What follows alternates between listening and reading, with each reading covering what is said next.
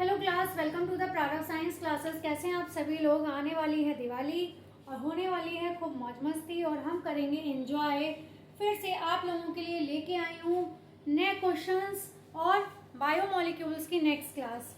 तो सबसे पहले हमारा हेट्रोपॉलीसेकेराइड के एग्जांपल्स, जो हेट्रोपॉलीसेकेराइड्स हैं उनके एग्जांपल्स के हमारे हाइलुरोनिक एसिड, हेपारिन, पैक्टिन और हेमीसेल्यूलोज।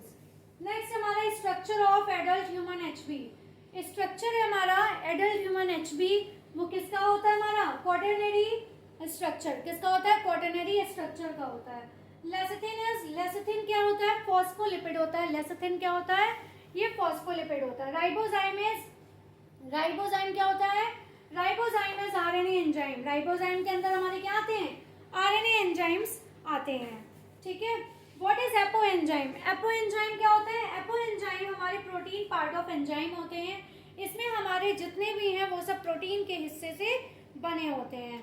जैसे होलो एंजाइम जो होता है, holoenzyme is complete enzyme. तो होलो एंजाइम जो बनता है हमारा वो हमारा किससे किससे मिलके बना होता है।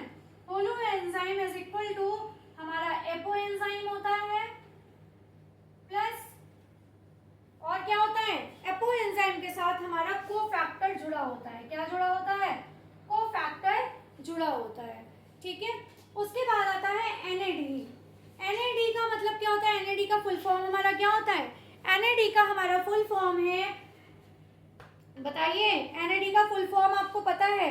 एडिनोसिन तो पता है, एन का तो बताइए पहले। ठीक है। तो जो हमारा एनएडी है एनएडी का होता है निकोटीनामाइड एडिनोसिन डाइफॉस्फेट। निकोटीनामाइड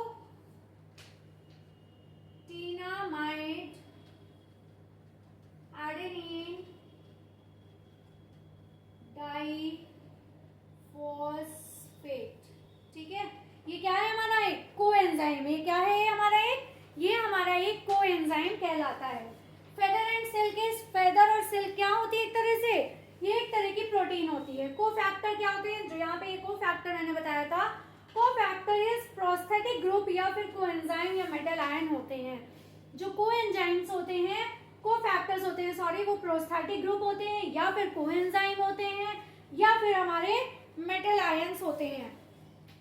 फिर विटामिन एक्टर्स, विटामिन कैसा काम करता है कोएंजाइम की तरह करता है। किसकी तरह करता है कोएंजाइम की तरह काम करता है। Which bonds found in tertiary structure, कौन सा बॉन्ड ऐसा है जो टर्शरी स्ट्रक्चर ऑफ प्रोटीन की तरह काम करता है। तो वो हमारा हाइड्रोजन बॉन्ड होता है जो H के बीच में लगा होता है। आयनिक बॉन्ड्स होता है जो आयंस के बीच में होता है।